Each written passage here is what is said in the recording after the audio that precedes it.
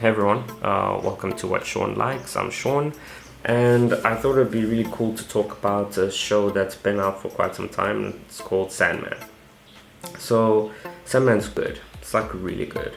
Sandman is obviously based on the comics that DC released, which kind of delve into a different realm in terms of DC, a realm where there's, I think, where you're dealing with a lot more higher powers and concepts and so on.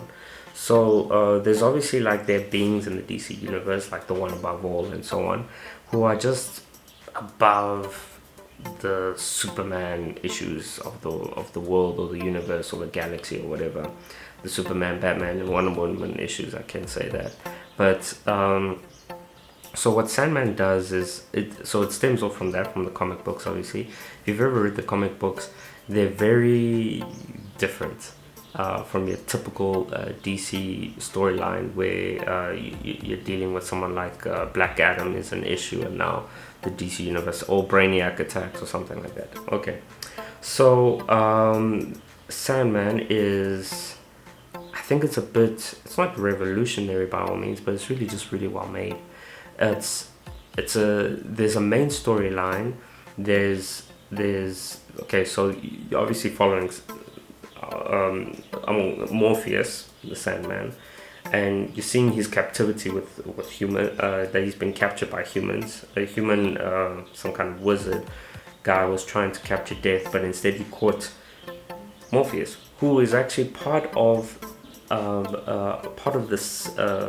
this family of siblings, of Death, of Desire, of dreams, and so on and so forth, and despair, and whatever. Now, you see him get captured, and then you think like, okay, cool. He gets released. He's trying to find and locate the pieces of his power, the pieces and the tools that he uses that are part of his power. And I think like that's going to be the series, but it's actually not. It's actually so much more. I mean, he does that. He finds everything, locates everything in like 3 episodes. Not only that, you get one whole episode, which is like this in a restaurant, where you can see how his power, when it's what's the word, inflicted or imposed on human beings, what it could cause them to do, which is very scary. So I think it was really wild to know the extent of how far his power can go and how much he restrains himself, and that's why he doesn't get mixed up so much in things that happen with humans.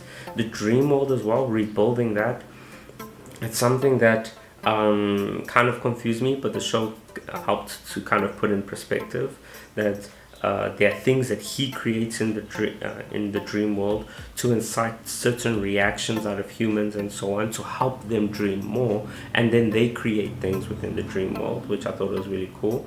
And then it just breaks off into other singular stories here and there about him with his sister Death, and what's going on there. And then there's this girl who's a vortex, and then you get into the capturing of his nightmare, the Corinthian, which is also very like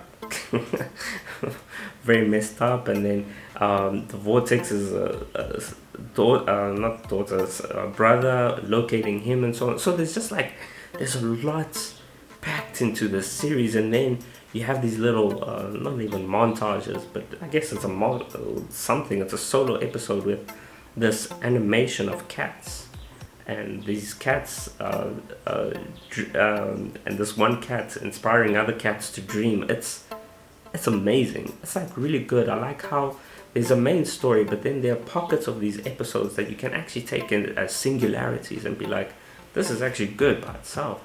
So yeah, really powerful story. And then my favorite story was also the one of this muse that gets captured, and obviously muses from Greek mythology, who inspire music and writing. I mean, they're there they were there to inspire basically great works and great things to be done. And how someone has actually captured a muse and is using her for his own fame. and then this muse has actually I like how they pull on Greek mythology. Like there's so much you can actually kind of pull in here when you're talking about the King of Dreams.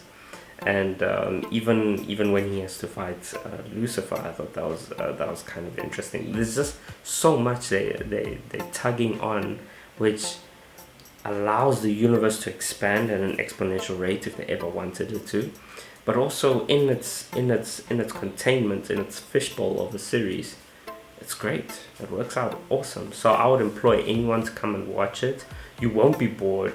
If anything, and it's not mundane. I think that's something I find very irritating with a lot of series, is like from the get-go, from the pilot, I kind of already know, like, okay, so this is what we're about. We're about, like, they automatically, this is what they do a lot with superhero or fantasy or any kind of thing. You meet like your main character a lot of times at his height of his full power. You haven't even explored it, but you just know of it. They like dwarf the guy massively in terms of power scaling. Like he loses power, now he's trying to regain it, and now it's like we'll never see him again. We'll only hear about how awesome he is. But in actual fact, with Morpheus, you see how awesome he is. You see him turn nightmares into dreams and dreams into nightmares. You see him warp things, like mess around with people and threaten people. He becomes a very scary person, and then you understand, like, okay, yeah, this guy's a beast, bro. You see him like rebuild his whole castle in the dream world. It's phenomenal stuff. So I like that they didn't try to just dwarf his power, and then it's just like we're kind of looking for his power, and we want to see the guy do his thing, bro. So anyway, yeah. Okay, cool. But yeah, if you like this video, if you have any comments, or if you like the Sandman as well, please like and subscribe, comment on the video, and yeah, I'll catch y'all later. Cheers.